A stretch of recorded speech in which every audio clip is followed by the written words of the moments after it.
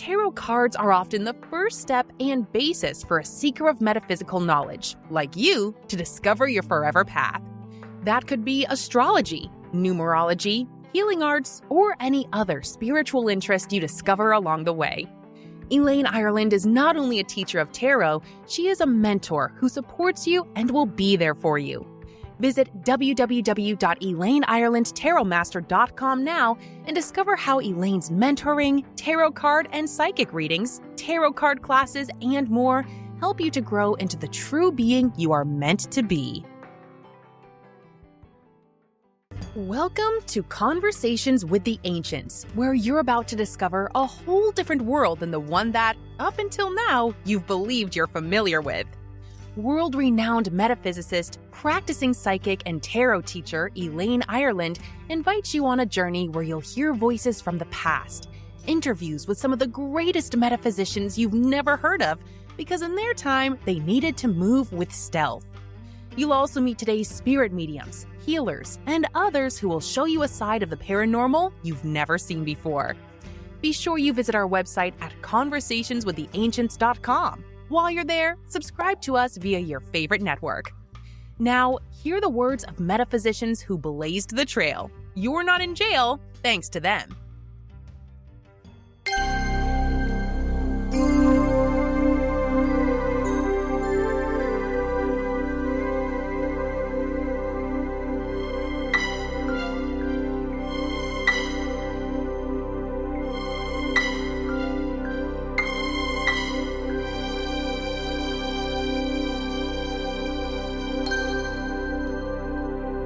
This is Elaine Ireland with Conversations with the Ancients. And tonight we have with us Stern Hatcher. He's a pet psychic, and I'm so glad to have him with us because even though we use the word ancient, it's not as though he's 200 years old, but he certainly has been doing this work for a very long time, since 06, 08? Since 08. Yes, ma'am. 08. Tell the folks how you got started. Oh, I've always been the eccentric kid. I'd climb trees and I'd feel one with the tree and I'd tell the ants, please don't bite me, just go around me, and they would. And I was the cricket saver, the don't kill that ant person. I was always trying to make those where and when I could save the animals type tree hugger. And that's been since I was a child.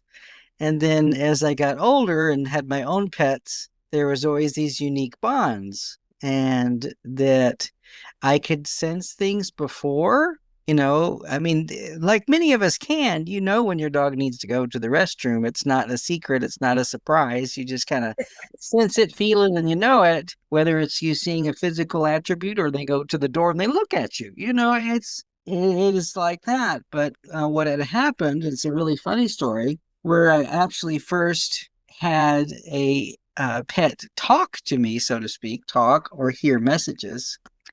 I guess I'll tell this story. I'll shorten it a little bit because I'm a long-winded talker. But I am one of those children of adoption where I was born of a mother who was too young, and she gave me up for adoption. And this is dating myself, 1969. And so I was put up for adoption, and it was a sealed adoption. And then I was in my 30s, still trying to learn the internet and trying to search for my family, and my birth family found me. It was wonderful. It was amazing. It was hugs. It was cries. It was being an only child. And at one point, I was only grandchild to having brothers and sisters and a mother and father. And at that time, interestingly enough, at one point I thought about making the book title, because I'm dreaming up a book. It's called Four Moms, Four Dads, and Me, because all of my birth family and my adoptive family divorced and remarried. I like that. That's interesting. And I'm glad you found all of them. All of them found you. It did. And they did. And so it was hugs and cries and wonderfulness and feeling and understanding why I am the way I am, where you're nature versus nurture. So anyway, we had a couple family reunions. On the second family reunion, my brother, who now lives north of Texas, he decided that all the adults, when we all got together, and this was the only second reunion we have had in 2008, was we're going to drink some alcohol. I'm not much of a drinker. I never have been, but he bought this stuff and it was called Face Plant. And it was like yellow packaging and it had a stick figure with his head hitting the pavement. I don't know what it was, but it was this drink, and I'm drinking that, and I'm in the bosom of love of family, and everybody's just hanging out, and we're all inside because it's snowing outside. And my nephews, who again was like new nephews to me, who I think it was about 8 years because I met them in 1999. So about 8 years. So here's all these nephews I didn't know they had. And they're playing video games, and we're all just sitting around, and my sister's sitting next to me, and she's trying to put on a little helmet on her head. I remember that being hilarious. And because I'm a laughing person if I'm inebriated. So long story short, I'm just watching and being in this loving family community feeling, if that makes sense. And out this particular house had the vents in the floor where, on the edges, there's these vents, and that's where the heater comes from below, if that makes sense. Yeah. And so out of the floor, a vent popped open, which reminded me of Close Encounters, where the vent pops open, and in comes a very large, athletic, like 15-pound cat, like a big cat. First off, I was drunk and surprised. Secondly, I didn't understand that was normal. And thirdly, this is a big, scary cat. Well, my brother laughed at me because apparently this was normal. This is the cat door, had its own floor door. And he gets down on the floor, and bits and pieces are fuzzy at this point, but he closes the vent and he starts petting the cat aggressively backwards. And if you or anyone who's listening knows cat, you don't do that. You don't aggressively rub a cat backwards. That's just waiting to get your face bit off or scratched off or something. And so I'm looking at this in the most puzzled, befuddled, shocked, still trying to figure it out in my mind, inebriated at the time, looking at the situation where my brother had a cat appear in the middle of the room and then starts rubbing it backwards aggressively. And so in my mind, being the person that I am, I'm trying to figure it out. And apparently I asked the cat, I guess telepathy is a good term for this, is why are you letting him do this? Because I'm grasping at the concept, and why? Why is this cat sitting there letting this man rub backwards on his back just like you would be with a saw? I'm just like watching this, and the cat's just taking it.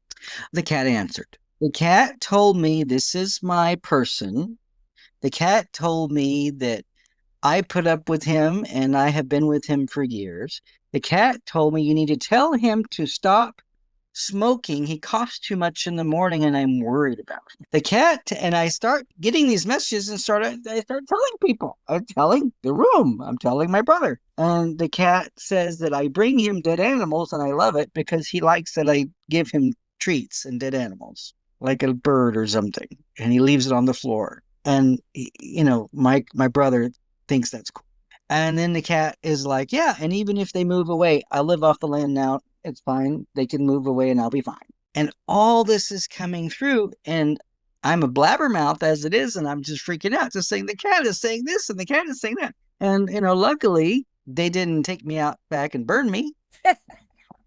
Luckily they were listening to what I was receiving. But at the time, my brother was working in sales.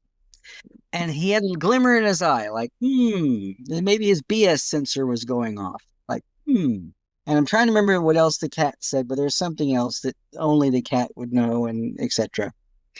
That the cat was there before the woman and the children, that I was his before his wife and his sons showed up on the picture. So that happened. And then my brother asked me, okay, Stern, what about the old dog? Well, there was an old senior dog asleep right against the kitchen, like in a dog bed right next to the kitchen. And I had never done this channeling or connecting before. So I looked at the old dog, and the dog was asleep. It was like, well, you got about a year left, and we have stomach problems. We have a lot of gas. And this is before I even knew I needed to filter things like that. It just came through. And then again, they looked at me with this look like, okay, really, Stern? What about the black cat in the hallway? Well, I didn't know there's a black cat in the hallway. So I look in the in the hallway, and sure enough, there's a little cat in the hallway looking at us with this look. And I looked at it, and it looked back at me and said, "I hate these people. I'm here for the food. I wish they give me away, and the boys need to stop pulling my tail." And so I just, again, the stream of consciousness or telepathy or whatever you want to call it, I just was telling everybody. And that's the only time my brother kind of let go of his cat and started believing me, because he apparently had had a talk with the boys about pulling that black cat's tail before all this happened. I was hot. I was very hot and I was sweating. I was like, I don't know what's going on. These animals are talking to me. And so I remember being flushed and needing to go outside. And I guess I was grounding. I don't know. I like was getting outside in some snow, but it was the weirdest situation. And again, luckily they didn't burn me at the stake. They didn't, oh, you're a warlock, you're a witch. We're going to burn you for talking to animals, Strangely enough, I really, ever since then, have been able to almost open up a channel and have permission, if I have permission, which is usually granted by the person, to speak with their pet. And that's it didn't really want to talk to you. Yes. You know me also through Nature's Treasures here in Austin, Texas. Nature's Treasures has a area and a practitioner list, and with wonderful, great people, including yourself, who are able to serve and help people. And I am there to do readings as well. And when I first started 2 years ago now, I can't believe it's been that long. I had a nice lady with the white hair about here, and she came in and she had a dog and a cat and like a pet reading. Oh, great. Wonderful. Well, I ask if you can show me a picture of each pet separately. And then I ask permission if I can give them the message from their, pet, and it's for the greater good and for their benefit. And so I asked that, and she showed me a picture on a cell phone, because I can read from the cell phone pictures. Well, she shows me the picture of both of them together, and it's in a white chair, and here's this cute little blonde little dog sitting in the bottom part of the chair. And then on top of it was a black cat. And just as I start to tune in, I look at the little dog, and the little dog's doing this like, I know the person can't see this if they're just listening to the audible, but basically kind of shrunk, kind of like shy, a little bit like, oh gosh, the cat's up on the top of the chair. Like, please, the world is ending. Please be careful. I know I have to be, watch out, so to speak. And so I saw that sweet, loving little dog, and I looked up at the cat, and this black cat had yellow eyes, and it looked through me, through the phone, through the picture, and said, "No, you will not read me." Okay. And I'm here to observe, and no. And it wasn't a nice way. It was like, no. With intent, adamant, no. And so this is the first time this has happened. The first time that has happened where I had given permission and I had tried to reach to a pet, and the pet was like, absolutely not. Long story short of that story is I have many friends and many psychic friends, and I have a friend in a different Texas town who is basically a cat. Basically, this friend is a cat. I mean, talks cat, has cats, is a cat. Even his, the personality is a cat. And so I said, can you please look at this? I asked permission if she could share the pictures with me, and she thought it was great. She said, yes, I know. We never pick up that cat. Yes, we're not very friendly with that cat. Cat's not friendly with us. It just kind of lives there. And I said, yes, it said it's an observer. So I asked my friend to please look at the picture with the client's permission. And so he said that this cat responded by the one word of pain. So I didn't pick up pain from my reading, because sometimes I can tell if the animal's in pain. It's like a little progress report of their body type of thing. But I didn't get that. And so I told the client that my very close friend said pain was the response. And she says, well, we found the cat when it was a kitten, and it had a broken leg, and it was in San Antonio, and it was in the snow, a freak snow. And so apparently it had been abused. And the pieces start falling together as there was no trust. The cat had no trust for human. And so it was just living its life as an observer and had really no close contact of affection or love with this family, just very much just living aloof in the house. The dog would not get close because it knew better. And I am not speaking with anyone because I'm the observer. Here to learn lessons. Apparently so. And many of the other readings have been very interesting. I've had some alien animals come through. That's a whole different chapter we can talk about. Yeah. But what Have question you wanted to ask? Have you been approached by snakes or roaches or regular animals? I consider them bugs and animals together that have wanted to talk to you in their own way or wanted to have, or they had something to say? Yes and no. There's quite a few different psychics and people that I am fond of, and I've read books and I've connected with. And one of my mentors is Sonia Fitzpatrick out of Houston. She's the original pet psychic that had the TV show in the year 2000 on Animal Planet. And I got to meet her and visit with her and be part of her workshop in Plano, Texas.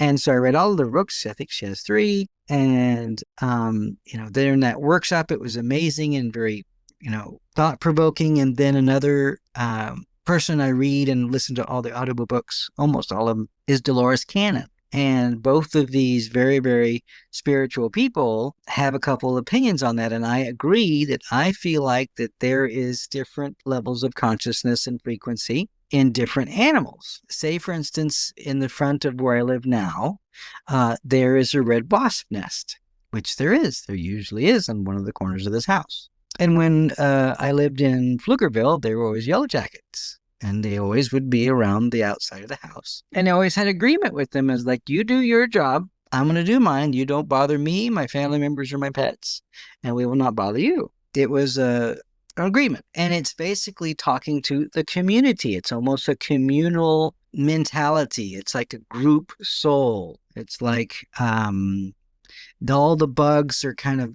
on their God job. They're doing their God job, doing whatever bugs do. They're pollinating their bees if they're trying to save their nest, and they're doing that, and they're doing their job. When we get involved to get stung is when we interrupted them. We interrupted their job. Yes, I've had a few that were presented to me, and so what I do is usually they're in my house or in my job or wherever, and I need to put them where they need to go. They don't need to be where they're at. They're going to get stomped on, squished, sprayed with Raid or whatever it is. And so I just take them all outside and put them, this is where you belong. And in the very interesting place I live, out here in North Austin in the country, I have rescued scorpions. By now, after living here 3 to 4 years, maybe 25 of those. Tarantulas, which live naturally around here, and just, put them in a cup, take them outside, go put them back in the grass, away from the roadside. Yellow jackets, all the critters. They just need to go out where they need to be. They don't need to be in here. They don't need a German Shepherd trying to eat them, because she does. Oh, she likes to hunt things down. Big old giant, Yeah. But not too much of a conscious or conscious. Yes, it's more of a group soul frequency thing where they're just doing their job to the best of their ability, and they're flying here, and they're going here, and they're climbing here, and they're hunting here. The one scariest one that I had in the house here personally was a 2.5-inch tarantula killer. And I don't know if you've heard of those. They're very similar to cicada killers. They're very large wasps, 2.5 inches. Oh, okay. They're very, very large wasps. They're usually. Are those the solid black ones that look so mean? Yes. Yeah. Yes. And they flitter their back wings. Yeah. And they're usually on the ground hunting. Yes. They're scary. They're very scary. And if you look it up, they have one of the most painful stings in the United States. Ooh. Really, truly. They are the worst because their stinger is to, pretty much put a tarantula down and paralyze it. So anyway, there was one of those in the house. And I was so scared that it was going to go after one of the dogs, or the dog's going to walk up to it, put his nose right there, and then there goes a big sting. So I used all of my capabilities and abilities to go, you don't need to be in the house. Let me help you get out of the house. Why don't you get on this broom? Why don't you get on the broom? I will not spot you. I will help you get back outside. Why don't you do that for me, please? And through cajoling and being very calm about it and not freaking out, because animals can also understand frequencies and panic and nervousness and energy. So it finally got on the broom and I took it outside. But yes, that was the one that really, because it was literally as big as my hand. This Yeah, large. I've only seen one ever. And I'm in the country like you, and it wasn't here. I expected to see all kinds of things out here, but it was in my little house in Austin. I watched it literally walk into my house under the door. There was just enough of a crack. Mm-hmm. And it's like it shrunk its body, flattened its Yes. body out, Yeah. and it just came in. And I thought it was a black scorpion. I Right. first looked at it and I said, And then "What are there's the you? wing. Who are you? And why are you here?" Right. Yeah, I did. And just stopped it in the kitchen, and it kind of wiggled around, and the cats wanted to know who I was talking to. So they came in the kitchen, and I happened to be mopping, and I took the mop and shooed them out and opened the door, physically opened the back room door, Yes. and looked at it, and I said, "Okay, you've got two choices. You turn around and you leave, or I put the mop over you, and I don't want to suffocate you, but I can't guarantee that I won't." And I'm Right. standing there with, I know you can't see me, but I'm standing there with the mop over about, it's probably about to my knees, right? Yes. And it's dripping wet. You know, Yes. that son turned around and left. Yeah. Yes. Yes. It just Yes. turned around and walked out. And I said, "Thank you." Oh, yes. Yes. And And I ever closed since, the door, but I didn't go out the back door for probably a week. oh, yes. But as it is now, living in a little bit more of a harmony feeling in this old 1930s house where I live with the two dogs and all the little animals that live outside. Um, I usually get a greeting every morning by something. A moth, a butterfly, a bee, lacewing. I usually get a greeting every day by something living out here. Birds. There's a bird sits on the front porch and tweets, and it's just very, very interesting because almost every time it's like a little fairy or something or a little spirit saying, "Howdy, Stern." And in the backyard, I have a very big brush area and this very large brush. It's a bush basically that's about 9 foot tall. And it's always been very healthy and very happy. And it seems like these little green lace wings or whatever they're called just love it. And so I call it the fairy bush. And I have a little sign that says, "Don't mess with the fairies." And literally, they just come and they fly, and you'll see them. You say, "Hi there, hi," and you put your hand out like, "No, no, we're over here now. We're gonna go over here." But and so the long answer to your question is occasionally, but most of the time, they're just lost, and they need to be put back in nature sometime.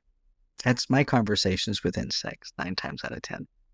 I was just wondering because snakes are supposed to have really be sensitive beings when it comes to, at least that's what I've always heard. They tend to know, Yes, tend to be high many, vibration. many snakes, and some of it has to do with their own temperament or if they've been handled before or their human experiences in their past. Some of them are just very docile to begin with, and with gentle handling, they're fine. Some of them are in their instinct mode, which is their self-defense. And there's this thing coming at me, and it's not something I'm used to, and so I may bite at it. And then there's other snakes that have been domesticated or partially domesticated, and they're not really interested in biting.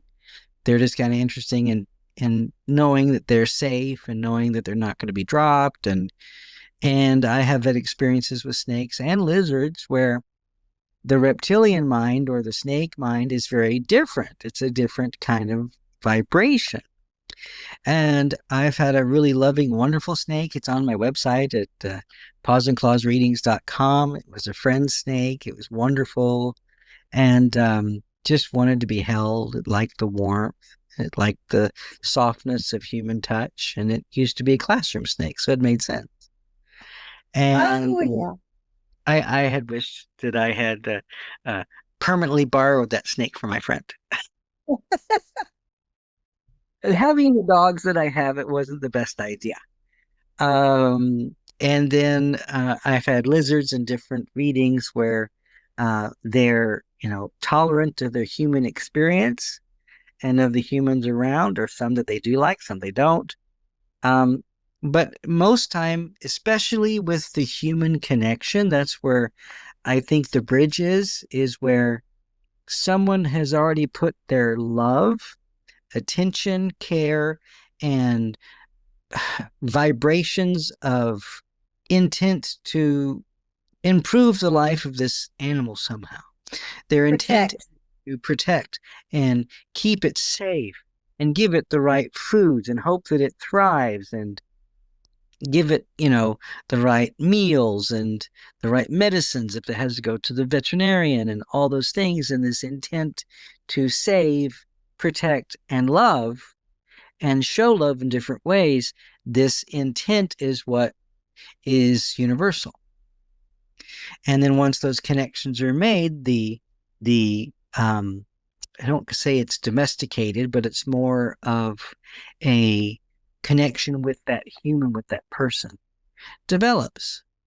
And then they become more and more familiar with human smells and human, taste in a way, since they have the tongue doing that thing. And they're more, okay with being picked up and put around a neck or up in the hair or in an aquarium around fake or real plants and waiting on their 1 week meal, if that's what it is. So I think they're fascinating, and 9 times out of 10, they have already, especially when they come to me, they've already had the human connection. So it's questions about, can you put me in the sunlight? I want to be I'm in this glass thing. Put it over next to the window with the sunlight. I want the sunlight.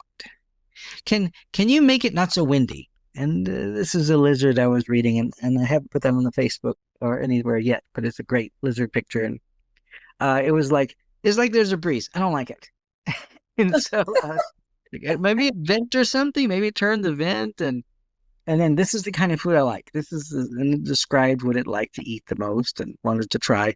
Oh, and it wanted to try a pinky because it saw a snake eat a pinky once, which is one of those little baby mice, Anyway, no. Well, they're not alive, But anyway, well, and the funny thing, an association with pinkies is that I wanted an owl when I was a teenager. I wanted an owl so bad. The owl, the whole thing about the owl, not even before I would liked Harry Potter, owls, it's amazing. I want an owl. And then I did the research and what they eat. It's like, I had to give them real mice. Yeah. I had to give frozen baby mice. No, thank you. I'm not doing that. No. So that stopped me. And so the snakes are interesting because, of course, this is how they survive, and in their frequency and their job, their God job, is to help the rodent population, to naturally to help the insect population, to anything that's on the ground that is edible to a snake. It's like, you were on there's your frog, you were on my path. Well, here you go, you're my dinner. Ooh. And the animals that these, how shall I say this? Octopus. Do you think they're alien? Yes, I actually do. I think dolphins, whales, aliens, and jellyfish, and all of that stuff out there, we know maybe an eighth out of the amount of information that's happening seas. I really do. The stories about dolphins and for sure, and whales and their interaction with humans, but there's something about octopi. Oh, I agree completely. It's almost like a different race.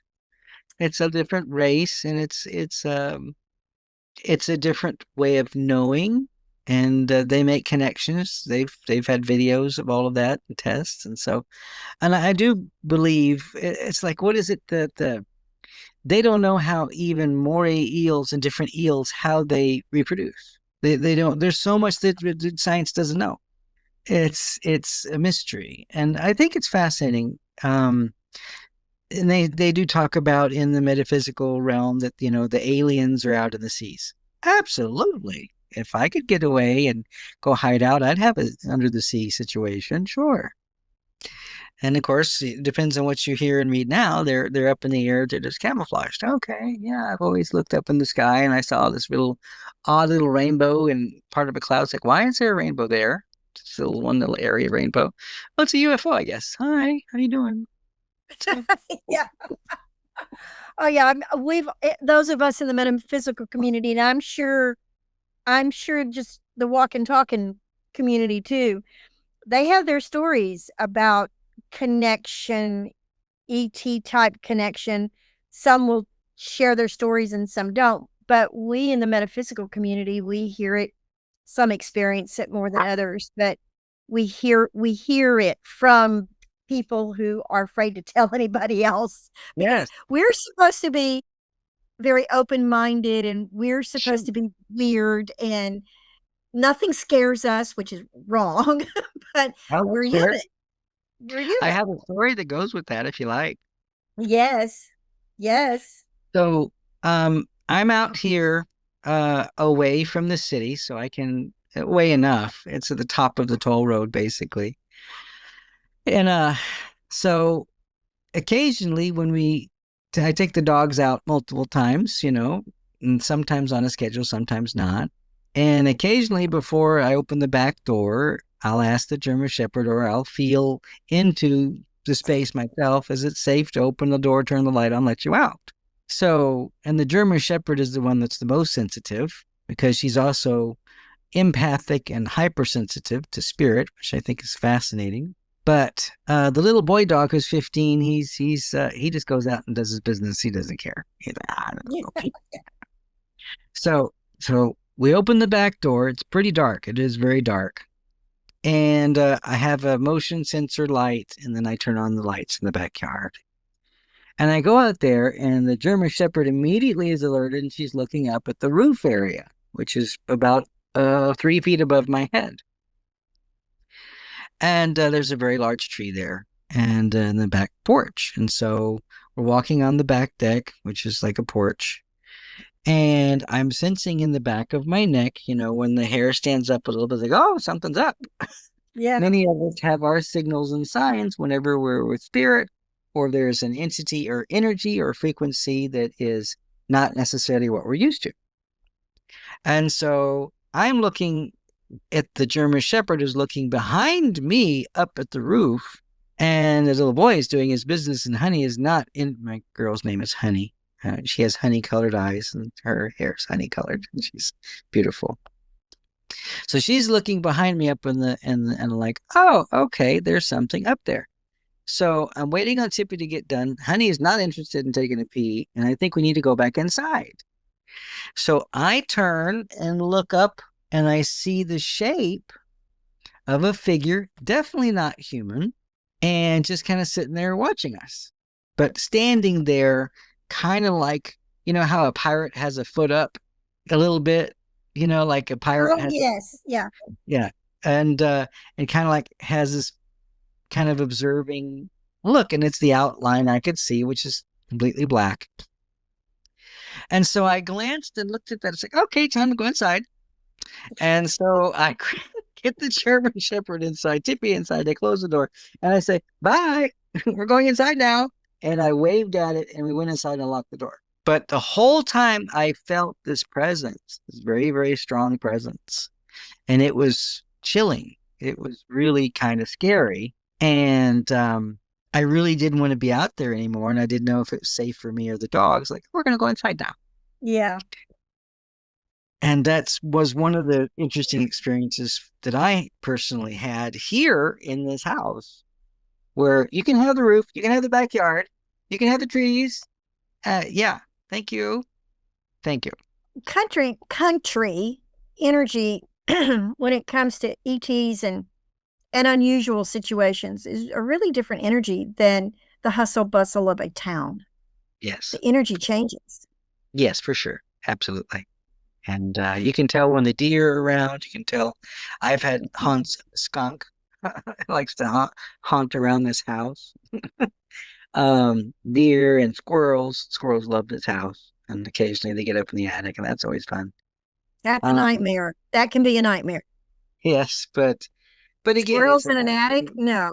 yes, I understand. Yes, but spiritually, it's just fascinating, and I alluded to it earlier. I wanted to share a story where I was doing a reading for a client, and the cat. She showed me a picture of this cat, and the cat's eyes were a little bit crossed. His facial structure was not a normal facial structure, much more angular. And the body looked a little wonky, and the legs, instead of walking straight forward like a cat, they kind of bowed out a little bit with the elbows. And I'm looking at this picture going, I really feel like you have an alien in a cat body. And she looked at me and kind of chuckled. I was like, well, here's what's coming through. It's an alien who is an observer, who is observing life, trying to fit its being into this cat body. It doesn't really fit right. It can't see right. Its vision is off. It has a hard time walking straight. And the wonky legs, it can't get the legs to work right. So it bumps into stuff. It's off balanced, not terribly affectionate, because it's almost like the typical gray that has been put into a cat body, just trying to survive being shoved in this cat body. It is very unusual. The eye perception is off. The body is dysmorphic, and she's like, that all makes sense.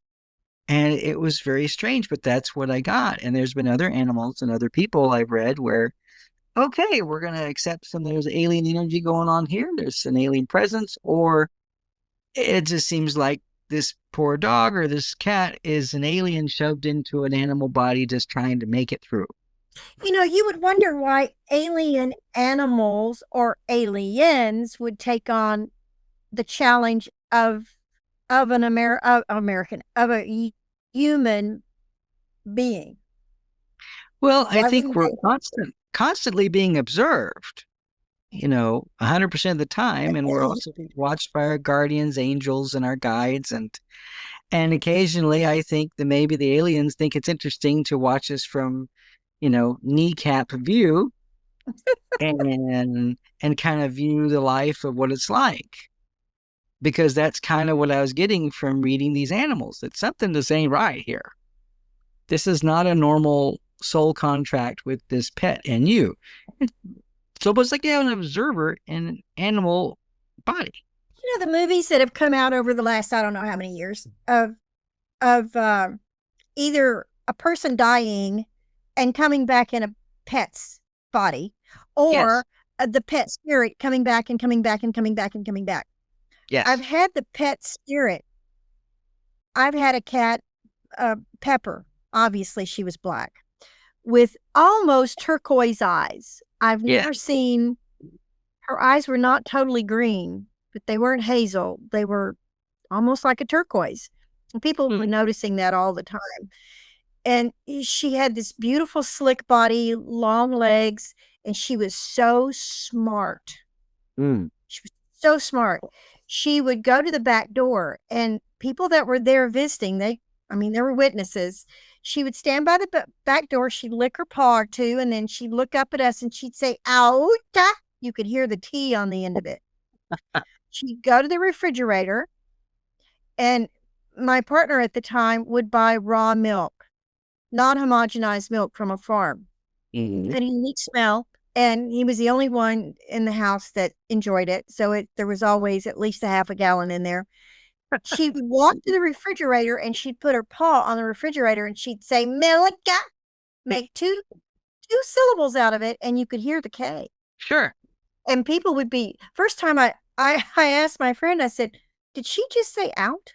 And he said, "I think she did." And the first, and he told her the first time he put down a little bit of milk, just because that stuff, I understand, is usually pretty rich, and he didn't want to make her sick. So he just put down like 2 tablespoons or something, and he told her it was milk. And after that, there was that one bowl she always associated, and she wanted the milk out of that bowl. You could put 5 bowls down there, and she only would drink out of that one. and then she'd want to go outside.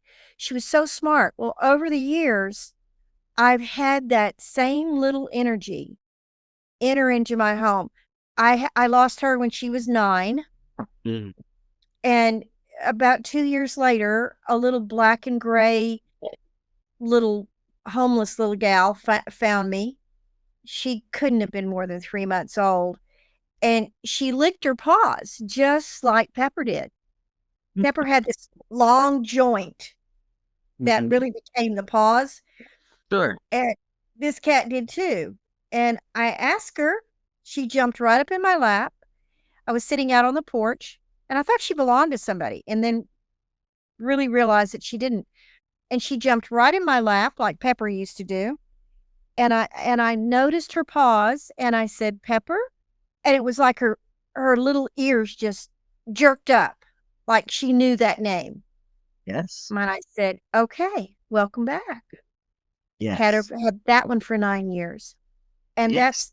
I haven't had Pepper in a long time, but from my experience, there's always that has been that identifiable paw joint that really let me know that that was Pepper, and she recognized her name. The second cat didn't look like a Pepper, didn't look like a Pepper, and she came to me on a Saturday, so we were trying to figure out her name, and she ended up being a Sandy, and she was happy with that. But I haven't had her for a long time. I think maybe her karma is complete. You know what? Well, that's good You because know what? that's Yeah. one of the things is that we're all working on our karma, both pets and people. Yes. And I do believe in that. And the more they help us, which of course animals help us so, so much. It's not even really understood how much, but scientists and animal people and psychic people know that this animal, and this is one of the things that I can connect and find out for people is why is this pet in my life? And I ask them, "Well, okay, I'm starting to see, does the cat sleep right next to your head, your crown chakra area? Yes, it does. Well, this cat is a nighttime healer. It helps you with your anxiety and your stress and absorbs the negative energy, and it helps you heal also with its purring and its metaphysical properties, because they do, especially cats. And it's your healer. You have a healer cat.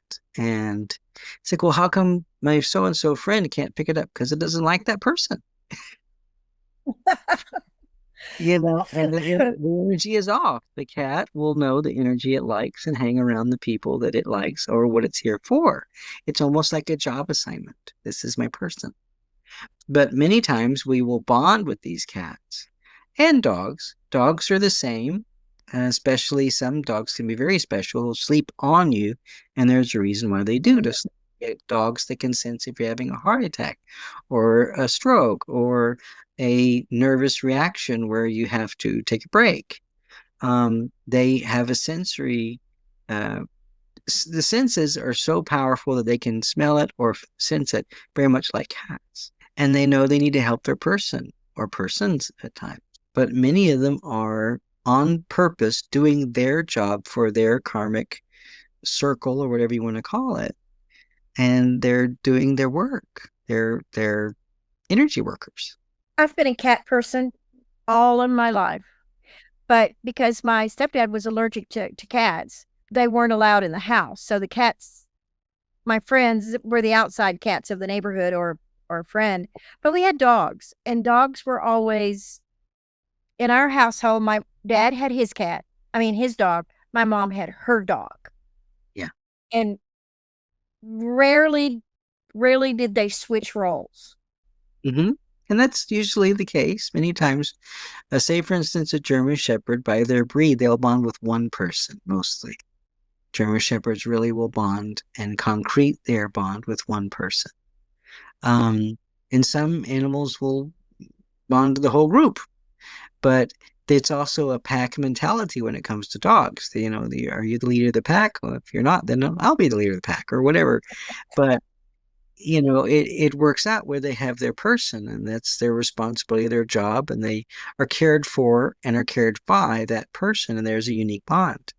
This is where many of the people that I talk about psychic and telepathy already have it, already know it, and already do that with their pet. They don't need me to share that. Mm-hmm. But The sometimes they cats want that more I input. have, Hmm. Mama Girl came to me with 2 kittens, Hmm. and I had not had cats for a while. And I Yeah. told a friend of mine, oh, casually over lunch, I said, I think I'm ready for a cat again, a cat. And she said, oh, I have a friend who a cat wandered into their backyard. This was many years ago, one of the coldest, iciest, nastiest weekends Austin had had for like 20 years. Oh. And this little cat, Mama, cried at the back door. Well, both of those people were allergic to cats, but they were kind enough to get her in the garage, set up a heater, Yeah. and she eventually, and the man of the house went up to the corner 7-Eleven, let's say, because it was kind of late at night, and got cat food and what the cat would need. And the Very next, nice. yes, considering they were both allergic to the cat. Yes. But garage for a couple of days, and it wandered through the side door into the washer dryer room. They kind of kept it out of the house. You know, that was the alleyway. And Mama Girl got out and into the kitchen area and jumped up on the cabinet to get water out of the faucet. And that's when they realized she was pregnant.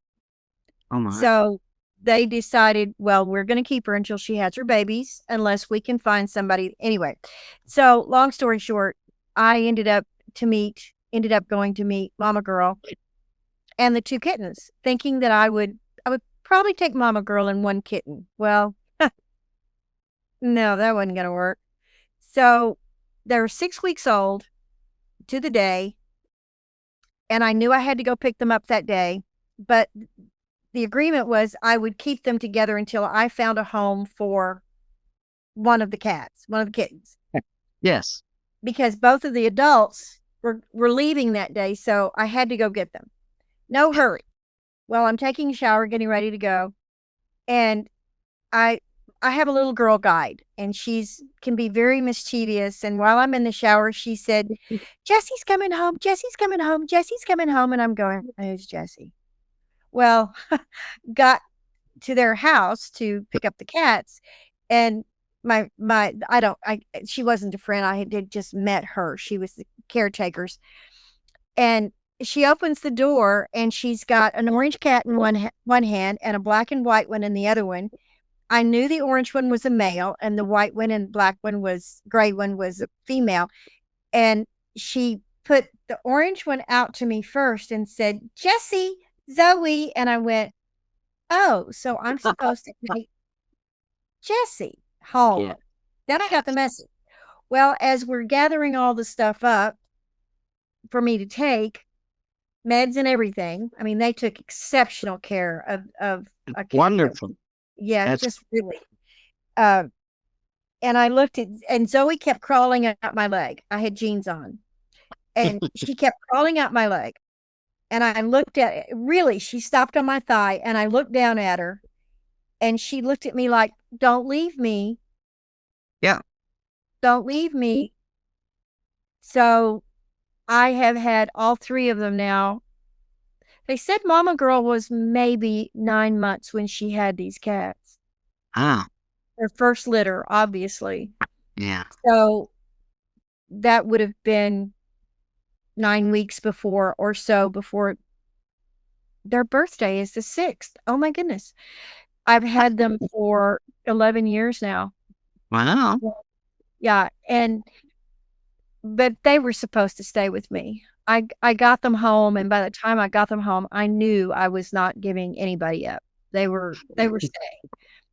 And the first thing they did after they roamed around for a while and they settled down, I had purchased little beds for them. I put one in the bedroom and one in the living room, and the one in the living room happened to be sitting in front of a big wicker basket full of tarot cards. Mm-hmm. And the 2 kittens just climbed right on top of those cards and went to sleep. And I said, "We're going to be just fine." And Mama Girl curled up in the bed. It was like she took this big, heavy sigh. Like, oh my God, I don't have Finally, mine. finally. Finally. Yeah. So it's interesting that, if I hadn't said anything over lunch, I wouldn't have Mama Girl and the cats. I wouldn't, that would not have happened if I hadn't just casually said, I think I'm ready for kittens. Get ready for a cat, a cat, a cat. And my intention was to go down to the city. What did they call them? Shelter, and Yes. find an older cat that needed a loving home. But this Yeah. is what happened. So I really think animals find us in all kinds of ways, even if we go looking for one. I think Absolutely. they find us. Absolutely. I don't care what it is.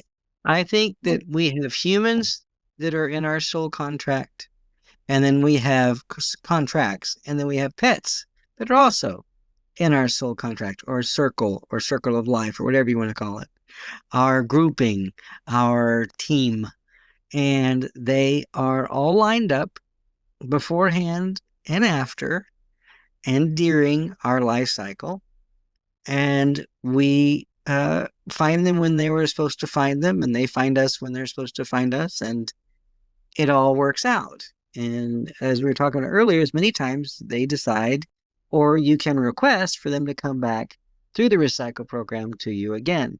And many times they do it anyway. They already want to. They want to, yeah. Well, you don't have to put forth the intention, although some people who I've talked to do, and they do want their pets to come back. Do you think they can change, like a cat can come back as a dog, or a dog can come back as a horse, or Absolutely. Absolutely. And switch? humans can come back as a dog, and all that is spirit swapping is nothing big deal. From the other side, anything is possible. From the other side, all things are possible and can be an opportunity to learn and grow. And so yes, I do believe in that for sure. Have you ever been part of a, I don't know how to ask this. The words are not coming right. Have you ever been part of a research No, I think it'd be cycle? fascinating and fun to go through that.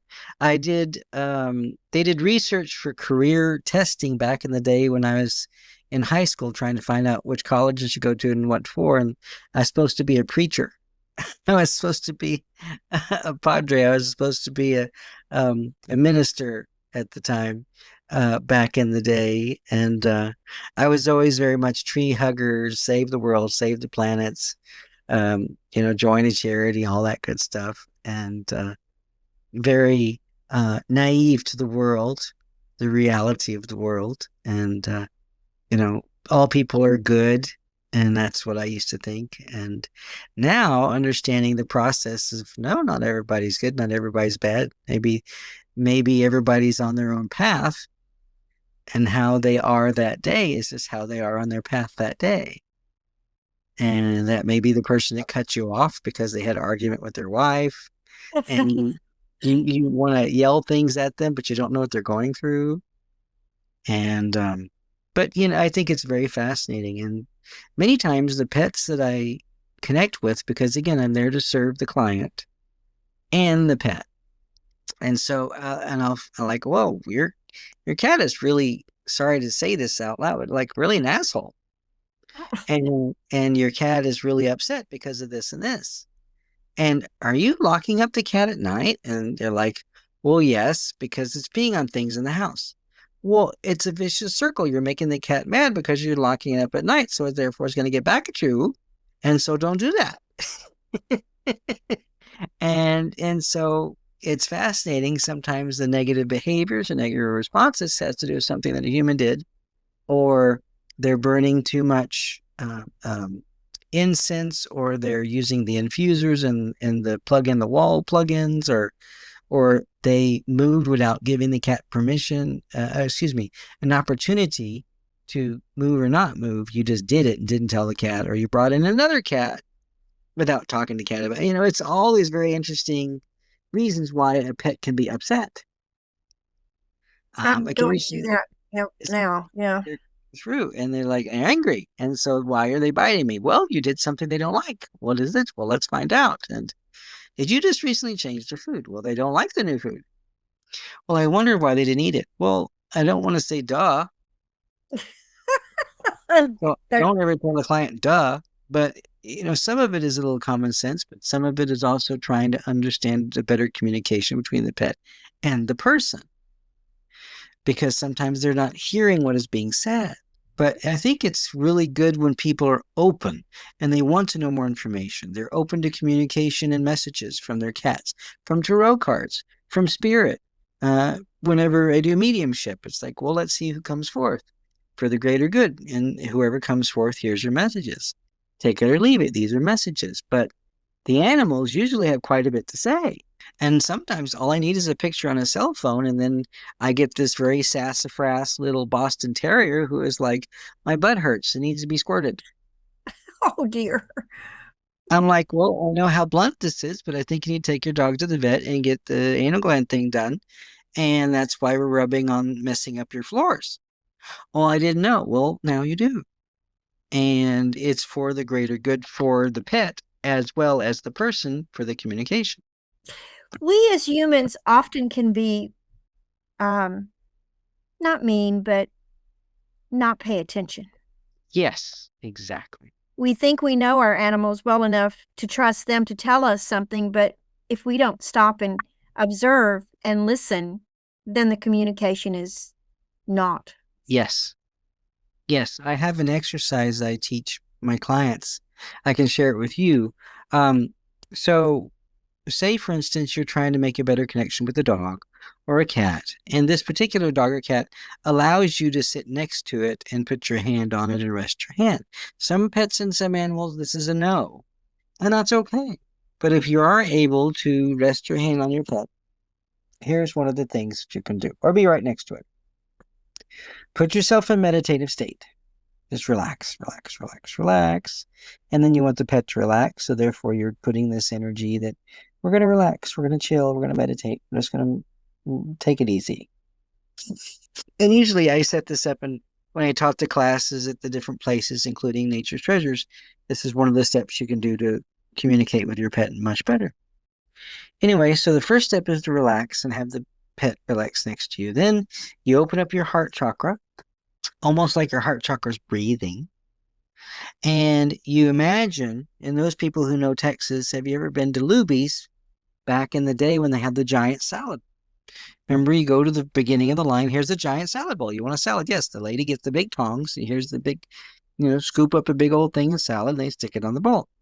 And the lady had to be really good because, it would fall off, and she'd put the leaves back on there. Anyway, think about the big salad bowl in your lap, and it's empty. So fill up this giant bowl with loving kindness, healing energy. Whatever the challenge is with your pet, put it in there too, like you're making a big healing soup.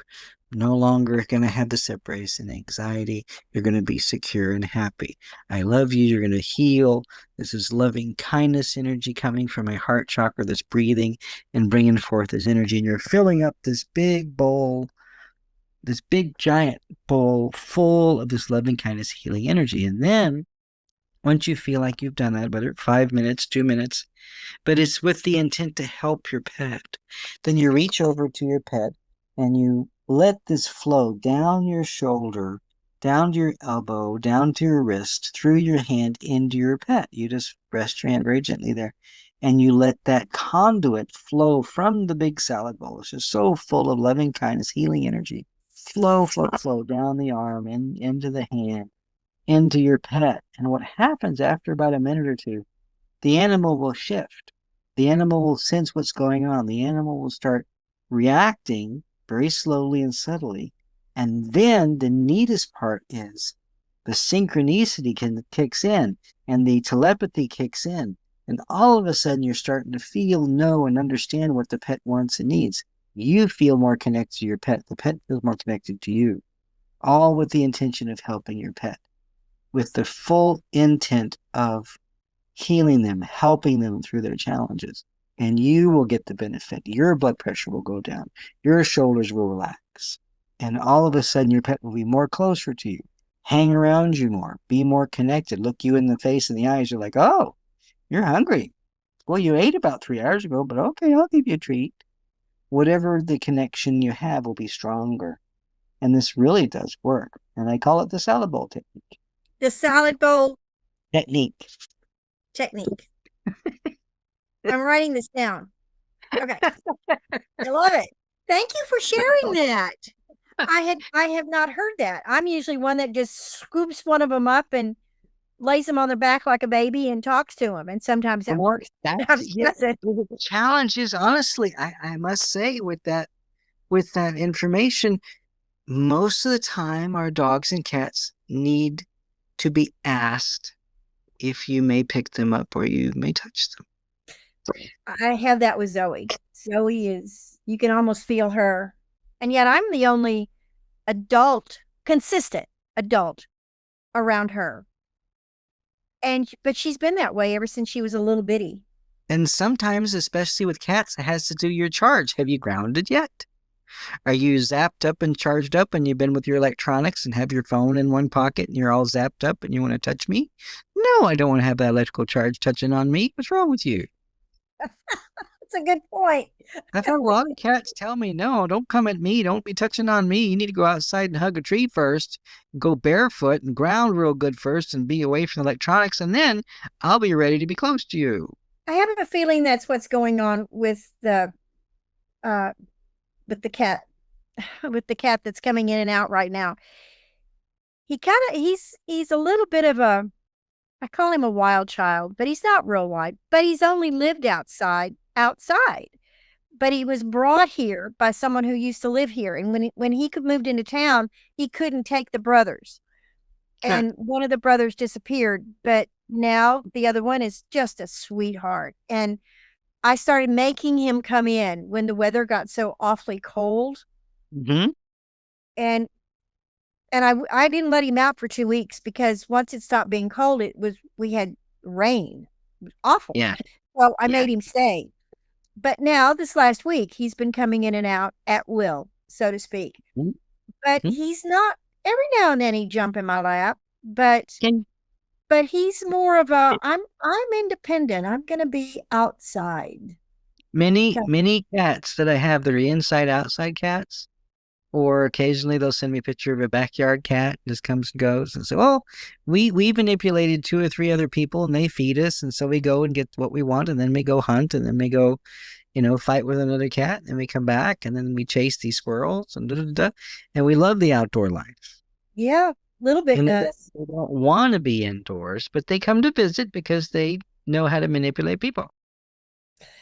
This is the country though, and we have coyotes. And we have the fox. The fox won't mess with them.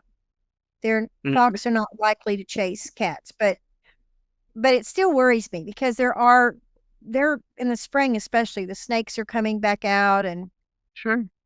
So it worries me a little bit, and I don't like him to be outside at night. But I know he's going to find a crawl space. Well, they know crawl spaces, and they know trees, and they know how to get up literally on a roof. I mean, the outdoor cats have very, very sharp claws, and they can get in and get out of situations really well, and they use their instincts. And, their survival instincts are amazing. That's why they say they have 9 lives. Because they are so resilient to, being a survival animal. Well, he definitely has taught me what he wants and what he doesn't. I let him go out. It's dark out now. I let him go out before I came on the computer because I knew if I didn't, he would get into mischief. And I have quite a few things in the living room and scattered around the house that I don't want broken. And he's discovered the two tabletops in the living room and what's on them. And he knows that it upsets me when he gets up there. And I knew I couldn't be coming in and out of the office once we got started. So I let him go out. I'll check with him when we're yeah.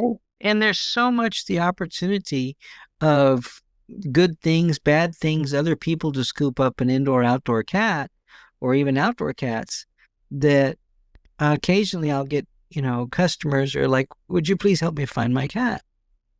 Well, sometimes there's another contract with another person or another group of people or cats that are independent.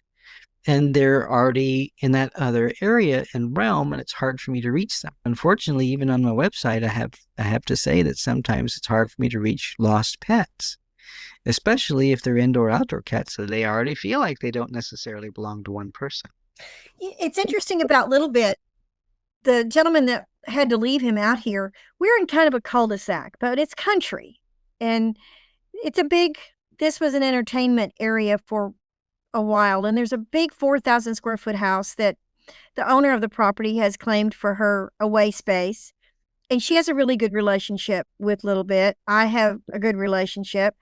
Then there's what used to be called a bunkhouse that is now made into a duplex. And he would wander over there occasionally. And when I'm going to be out of town, the young lady would feed my cats and Little Bit. And the owner of the property is not always out here, but I know. I watch him in the morning. He'll go out the kitchen door, and then he'll sniff the air, and then he'll roll around in the dirt, and then he heads for her house. And I know he gets on the back porch. Her back porch is humongous, and it is covered. It's got all kinds of couches and stuff on it because that was an entertainment space. And I know he's going to be okay unless something gets him. But he doesn't have a companion to play with. He doesn't. Not one single, now that his brother has disappeared, and I think probably got snatched. There was one other black cat that would come around, and I haven't seen Luna for almost a month now. Luna's an older male cat. Little Bit's a male cat. And I've been kind of concerned about Luna, too, because I would put food out every morning, and he would come every evening. And I haven't seen him, like I said, for almost a month. But when Little Bit leaves, I don't know where Ollie's going to go. But he's going to be by himself most of the day, unless he's got a companion I don't know about. Well, I think what is interesting is it's a lot like when I was a child in the 70s and 80s. I pretty much was just be home by 6 or 7. They didn't know where I went. Yeah. That was, depending on where you lived, that was pretty much it. But yeah, I mean, you just went and did with your friends, or you just went down to 7-Eleven, or we went to Eckerd Drugs with $2. And you bought a bunch of candy or whatever, and your parents was like, okay, go. Now, this is the same philosophy a lot of people who have indoor, outdoor, or outdoor cats. Well, just go. You go where you want to go. You do what you want to do, and I hope you come back. Yeah. And I had my father who raised me, my adoptive father, his name is Ron.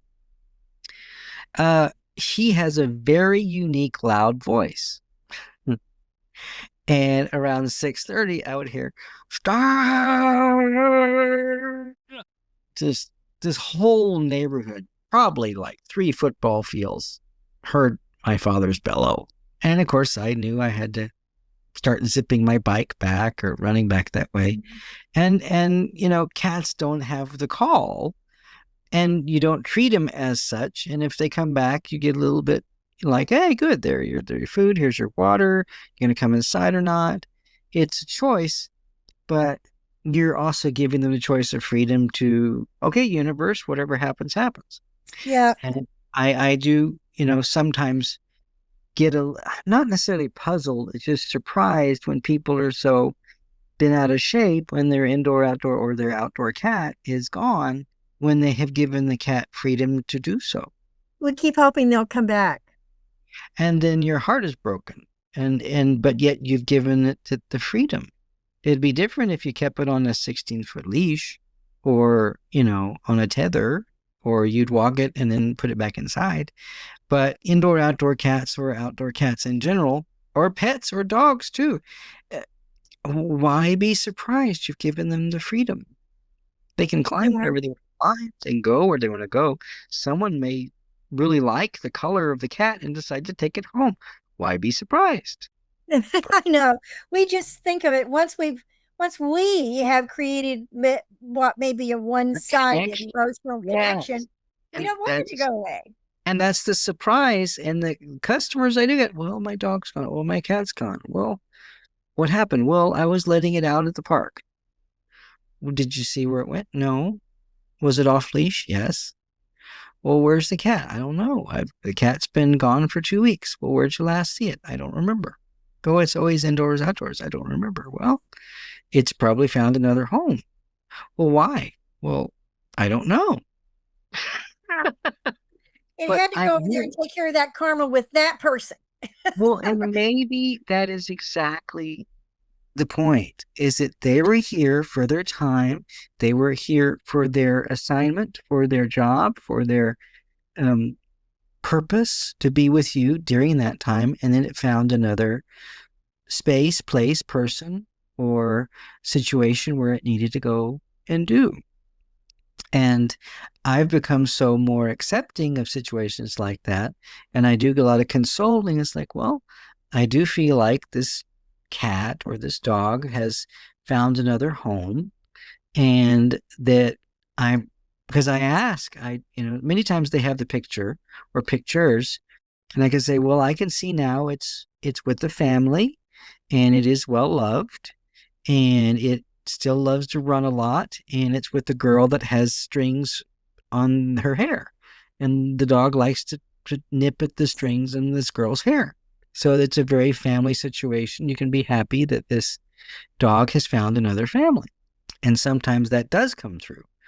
Many times then the heartstring, it's very much like the silver cord we talk about, when we're out of body, when we're sleeping, or when we pass away out of the body, then our silver cord is cut, or we're still tethered to the silver cord. Well, I feel like with our pets, especially our close ones, it's almost like a red love cord. And it's like a reddish, beautiful, shiny love cord that we have with our pets that we're bonded with, the super close bonds, where, you can just whisper their name in the other room and here they come. And it's even somewhat like a telepathy, but it's a connection. Or you can sneeze and the dog comes up to you and is like, are you okay? It's those loved pets that really care for you and you care for them. And it's just a different, strong connection. Whereas when pets are more, get to freely go where they want to go, do what they want to do, or there's a situation where they're lost, they're now on a different journey, on a different path. And yes, some of them unfortunately cross back over, and then they get put in the recycle program, or they're doing something else on the spirit plane. That's an interesting term, recycle program, or a spiritual term. Yes, I believe we're all in the recycle program. It's part of the Dolores Cannon philosophy that is that we come to Earth multiple times. Many times we're also on other planets, and we go through to learn all the lessons. It's a school. It's the Earth School. And I believe that, and I believe that we're here to learn and to work with our karma and to do the best we can, to be the best we can. And the pets, many times, they're doing their job too. They're trying to be the best loving cat or loving dog, or in the situation they're in, the loving lizard who actually likes to hang on the front of this girl's shirt, and she just hangs there and likes it and likes the warm energy and likes to be there. And it's fascinating, some of the animals I've read, where they're like, would you please tell my human that I love them and that I'm sorry when I was sick and they held me for 3 days, and I'm so glad I'm feeling better, and thank them for all the money they had to spend because they told me how much that they cost. Concept of financial exchange for an animal. I love it. Yes. Yes. And so many times, and again, I also read past pets. And so if they show me a picture, many times they come straight in right away, full heart chakra of thank you for the life I had and for everything you had to go through. And I'm sorry, but thank you for everything you did and all the things we did. And you let me go run in the grass, and you let me go eat a duck. And I know you didn't expect me to eat a duck, but it sure was good. And I really enjoyed my goofy life. And I liked the other dogs that I was with, except the little shit one, the little tiny one that kept biting me. I didn't like that one. But I really enjoyed my life with you and all the spoiled foods, and I like your husband would sneak steak to me. And so again, whether they're past or they're present, all these messages are sitting there waiting to be accessed and to given that gift of knowledge of, yes, there was a connection. Yes, I enjoyed my life. Yes, I had health problems, or yes, that I didn't like the situation where the divorce happened and I was split with both of you, but I love you very much. And thank you for caring and crying for me. And it's so interesting, all the different messages that come through once the connection is made and permission is given. Can you teach others to have that connection, or is that something that we all have and it just needs to be honed? Both. Absolutely both. Yes, I do have a little class, and I've taught more than once, and I can teach individuals or people. A lot of it is also, quite honestly, buying the book. And one of the ways I learned was through Sonia Fitzpatrick, What the Animals Tell Me. And in that You book broke itself, up. by Sonia Fitzpatrick, What the Animals Tell Me. I think one of the publications it was printed even has the Pet Psychic TV show on the cover, where she had that show, where you go through the process of making those connections and learning telepathy and learning to trust your feelings. And of course, as we are intuitive people who work in the spiritual realm, it's also the same trust that we have for spirit. But the nice thing about the frequency of pets, which is one of my strongest frequencies, I've been doing it the longest, is there is no ill intent. There is usually 95% of the time loving intent of the response between the pet owner and the pet. And this connection is very strong because of that love, because of the red, shiny string connected, whether they're past or present, where you want to know what the pet is thinking and the pet wants you to know what the pet is thinking and feeling. And I get a progress report. How do they feel? What do they want? What do they need? What they like? What they don't like? How their pain threshold is between 1 and 10 because they're going through as illness or pain or injury. And there's a tooth on the right side that needs to be looked at. And my back is just never the same because there was that car wreck I was in. And she's like, yes, we had a car wreck. I was like, well, our back isn't great. You might want to find a dog chiropractor. And so these messages are just sitting there waiting. You have been wonderful.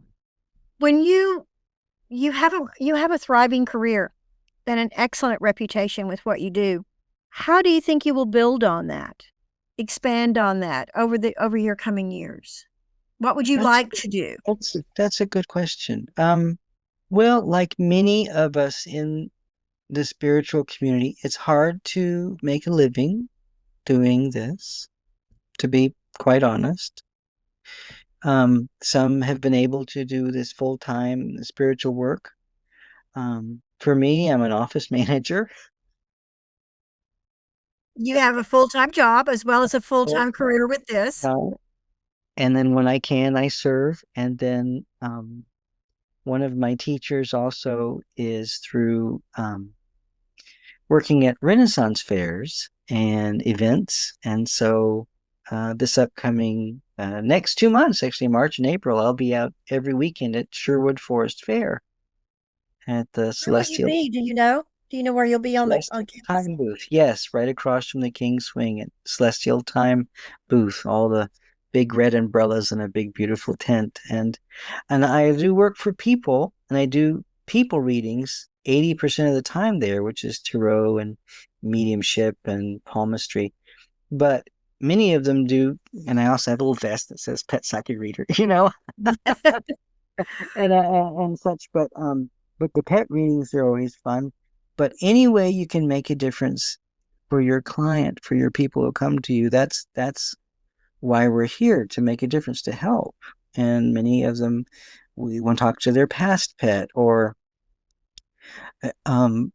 their service animal, or whichever situation they want to talk about.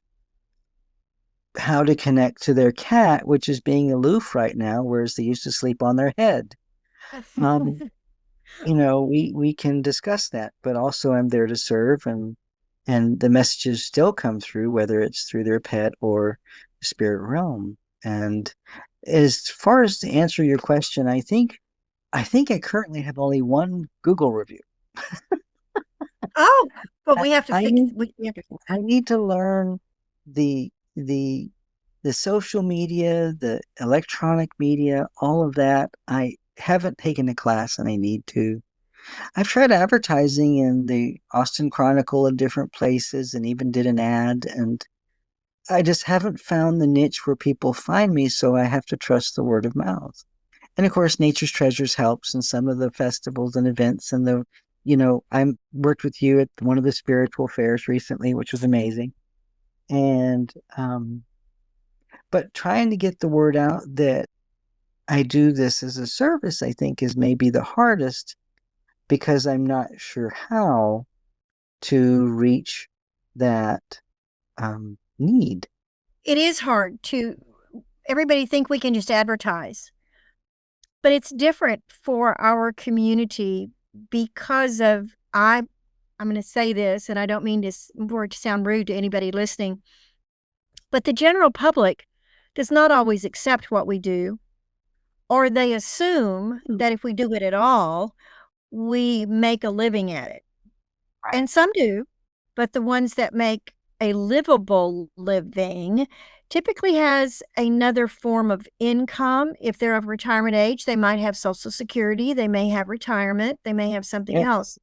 So they can do this full time. But Right. if you're still of an age where you're working an 8 to 5, perhaps raising children, you have other responsibilities, it's hard to do just this. For one thing, what we can charge in individual communities is different. What I do here for a certain amount of money, I could literally charge more than twice in New York, Oh, for sure. For sure. and nobody. And yes, and not having a storefront and not having a set time every day at the same place is, and also trying to do markets. Markets can be either successful or not so Blink an eye. successful. What And your community can pay. Yeah. right, right. And It can be very hard. But it the people is. that write a book get on shows of some sort. I know metaphysicians that have managers, talent finders, Yes. and of course they get a percentage of what you make. So Of course. it's not. So folks that are listening to us, Hmm. please understand we're human. Yes, And and we have our own responsibilities of life. And say, for instance, if we're going to make this a timely recording, there's things in the political world that's very scary. And I prefer that I don't let that affect me in my life, but unfortunately it can and does. And I have to work through that energy and try to protect myself from any and all negativity and other people's energies that are not for my greater good. right. There's a reason why I call this podcast Communication with the Ancients, because and it has different sections. If people that are listening, if you noticed on his card that shows his announcement that his podcast is ready, it has written in small letters, established. You may see newbie, you may see ancient, you may see legend. Well, legends are the people who have passed, and we talk about them. Well, we're Mm.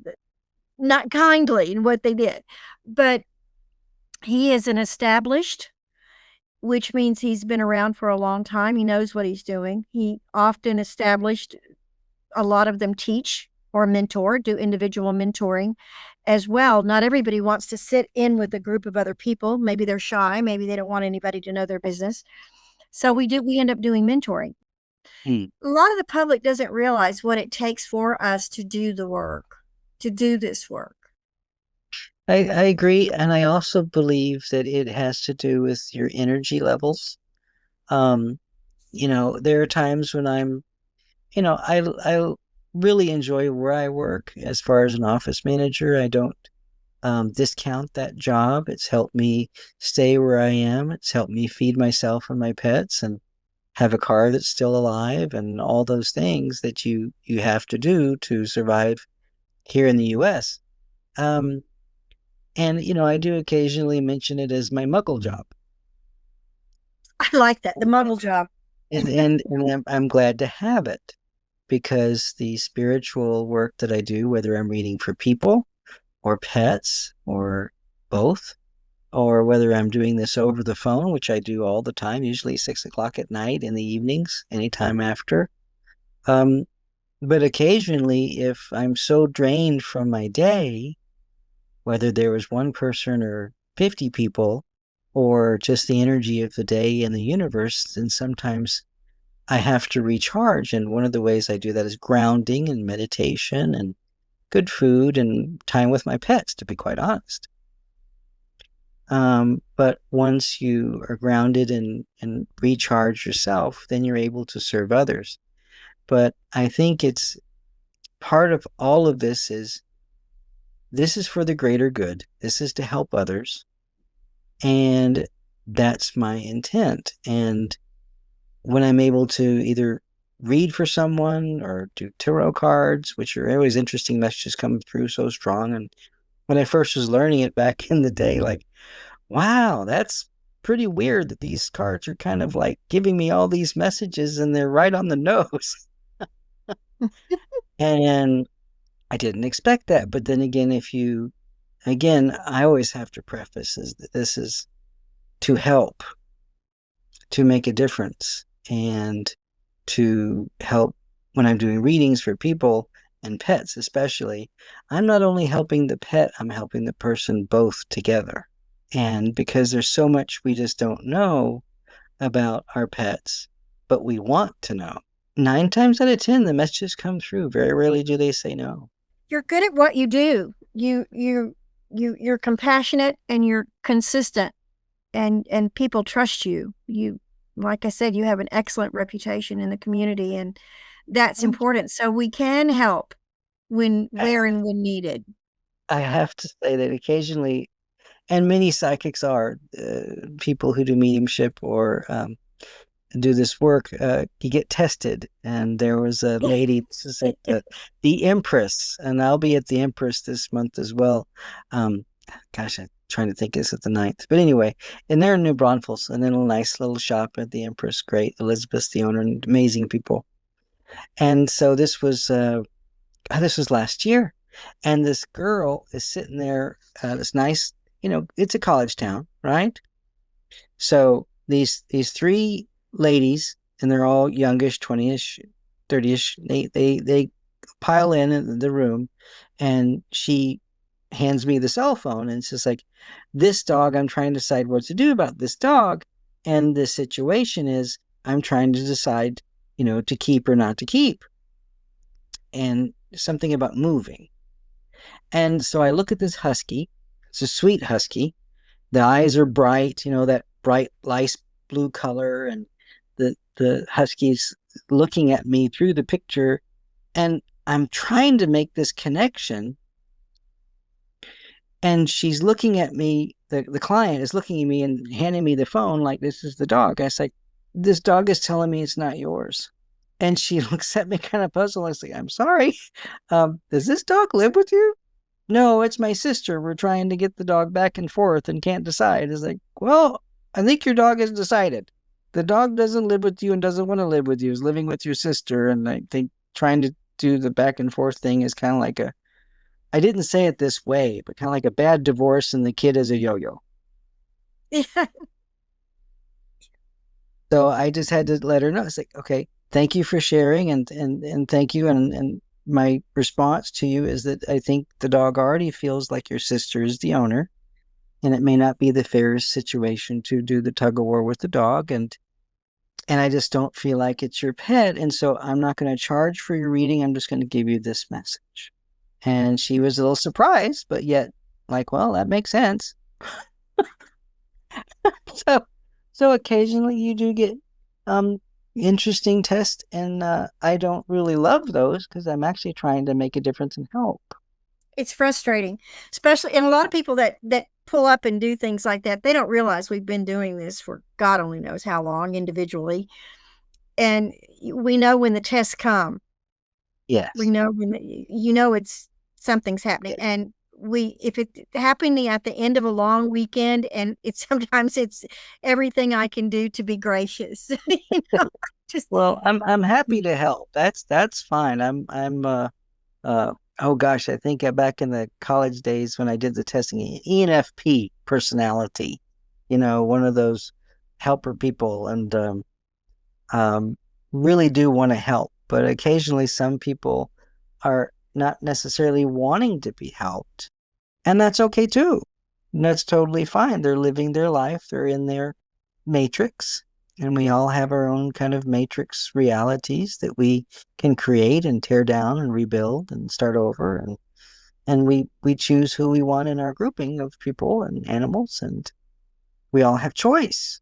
And if you want to speak to a psychic like you and get a tarot reading that's very deep and layered, then that is a possibility to receive messages. And um, if you want to find out why your cat is biting its tail and is doing weird things with its feet and is like doing that under the bed climbing thing that they do when they're upside down, and well, you have a very restless cat. It's an electric sensory cat, and there you have too much electrical things plugged in your house, and your cat can't stand it, and it doesn't know what to do again.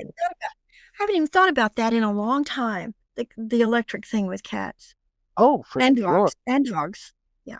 Oh, yes, all the things we have plugged in nowadays, and the 5G towers and all that, and all the routers and beeping things and lights that are on all night and electronics and TVs and laptops and phones. They all give off a frequency and a radiation or whatever you call it, a vibe, and all the animals can respond to it. Well, we're going to wrap it up for the evening, unless you have something else you would like to share with your public before we go.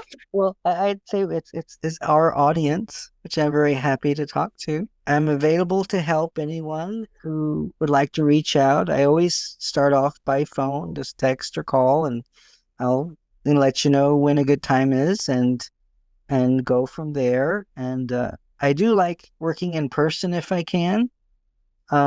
If I can see pets directly and visit with them directly some of them don't want to be close, but within 5 feet or 10 feet, and the messages just come through very strong. But many times it's not possible, or people in a different state. I like to work over the phone. It's really show me a picture, and especially with the eyes. And then the messages just come flowing through. And I don't know if that's because I'm a photographer of 40 years and I've been zooming in and taking pictures all this time and focusing in on people's faces and animals' faces and souls, and windows of the soul are the eyes. I truly believe that. And I'm happy to help. Pictures. Speaking of pictures, I'm sorry, I didn't mean to step on you then. Our Mhm. gallery is not set up yet for the podcast website part, but we're going to have a gallery. Right. Unlike the books and so forth that are under your name and under your list, they're going to be kind of a communal gallery, picture gallery. So send me some pictures, what pictures that you of your favorites, either at events, Sure. with animals, without animals, with people, whatever. Glad to. Of And that will course. be fun for people to have that's another way of people to see us in different environments. So Absolutely.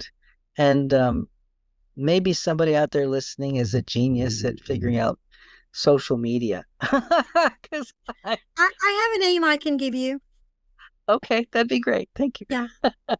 Kathy White was in my tarot class a long time ago, and she is building her clientele now, and doing a really good job. But her regular job is has to do with computers and all this sort of stuff. She's creating my new card because I have the Nice. podcast and I have the tarot educational site that we're putting Wonderful. together too. So one side of the card is going to have that, and and the other side will have the other one. So I can connect you with her when I stop recording. Hang around a few minutes and I'll give you her contact information. Excellent. Well, thank you for this opportunity to visit. Thank you for your steadfastness in my crazy schedule where we could finally get together and talk. And I really appreciate your patience and working next to you at one of the fairs. You're just very kind-hearted, and I appreciate that in you as well. Oh, it was fun. Your energy was fun to be next to. Thank you very much. I appreciate that. It was that was the January fair? Yes. Yes, ma'am. The January fair here in Austin. And Yes, then we ma'am. were out at Nature's Treasures. Oh, yes. Also, Yeah. I'll be there this weekend, actually. Yeah. bless their hearts. They'll get moved eventually. Eventually, I think that's part of the contractor challenges they're working through, and the contracts and the fun stuff of the City of Austin. city cost. Yeah. All for the greater good. Eventually, it'll be a wonderful space. It is. It's going to be. It really is. We're still. For those who don't know, the original location is still open. I'll be there this weekend.